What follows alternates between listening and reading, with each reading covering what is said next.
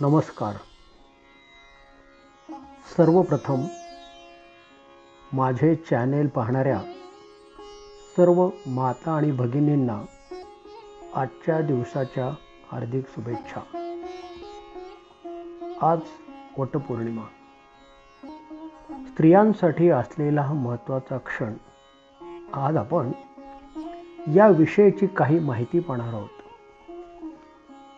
वटपौर्णिमा.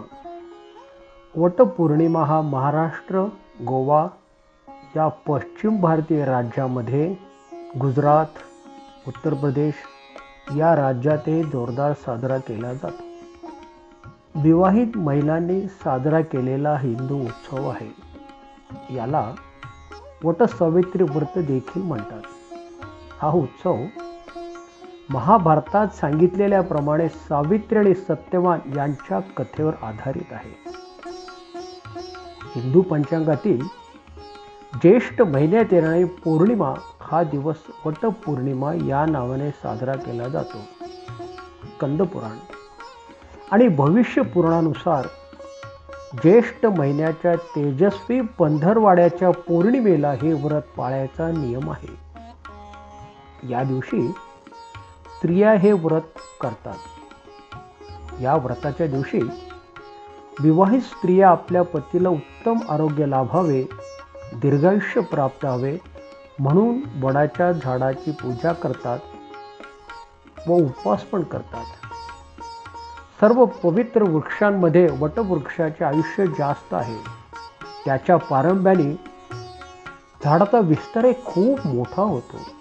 हे झाड गर्द सावली पण देते. वड हा दीर्घायुष्य असल्याने वृक्षाचे संवर्धन आणि जतन व्हावे अशा हेतूने वड, पिंपळ या झाडांची पूजा करण्याची पद्धत भारतीय संस्कृतीने स्वीकारलेली आहे. व्रताचे महत्त्व. वट म्हणजे वटवृक्ष.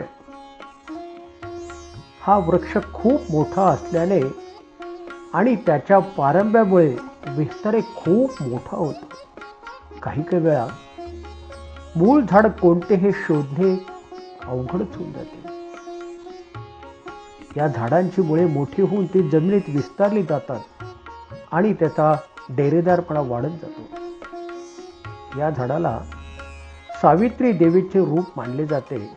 असे म्हणतात की या झाडाच्या मुळाशी ब्रह्मा वास करतात, तर मध्यभागी भगवान विष्णू आणि वरच्या बाजूला भगवान शिव वास करतात. हे झाड त्रिमूर्तीचे प्रतीक मानले जाते. या झाडाखाली अनेक ऋषींनी तप केलेले आहे. याच्या सावलीत बसून पूजा केल्यास सर्व मनोकामना पूर्ण होतात. भगवान शंकरही वडाच्या झाडाखाली तपस्या करायचे असे सांगितले जाते. आणि बरं का, वडाच्या झाडावरील पानावर श्रीकृष्णाने मार्कंडेय ऋषींना दर्शन दिले होते असेही सांगतात. तिथे या वटवृक्षाला जीवन वृक्ष असे म्हणतात. पर्यावरण शास्त्राच्या दृष्टीने वडाचे महत्त्व विशेष असल्याने त्याच्याविषयी कृतज्ञता व्यक्त करणे हा एक पूजेचा हेतू आहे. वट सावित्री व्रत. ज्येष्ठ त्रयोदशीपासून पौर्णिमेपर्यंत हे 3 रात्रीचे व्रत करावे असे सांगितले आहे. ज्यांना 3 दिवस उपवास करणे शक्य नसेल त्यांनी पौर्णिमेलाच उपवास करावा. सावित्रीसह ब्रह्मदेव ही या व्रताची मुख्य देवता असून सत्यवान सावित्री, नारद व यमधर्म या उपांग देवता आहेत. व्रतविधी. या व्रताचा विधी असा आहे की नदी काठची वाळू आणायची आणि पाटावर ठेवायची आणि मग तिच्यावर सत्यवान आणि सावित्री यांच्या मूर्ती ठेवाव्यात. त्यांची विधिवत पूजा करावी. 5 अर्घ्य देऊन सावित्रीची प्रार्थना करावी. पूजा झाल्यावर संध्याकाळी सुवासिनीसह सावित्रीची कथा ऐकावी. सावित्रीचे आदर्श व्यक्तिमत्व. सावित्रीने आंतरिक गुणाची पारख करून निवडलेल्या वरास आई, वडील आणि देवगुरु यांचा विरोध असतानाही पसंत केलेल्या वरास तिने लग्नमाळ घातली. त्याच पतीचे यमापासून प्राण वाचवण्याचे अवघड काम चिकाटीने आणि दुर्दम इच्छाशक्तीने आणि चातुर्याने तिने पूर्ण केले. योगी अरविंद यांनी आध्यात्मिक भाषेतून सावित्रीचे महत्त्व सांगणारे सावित्री या नावाचे महाकाव्य लिहिले आहे. प्रार्थना.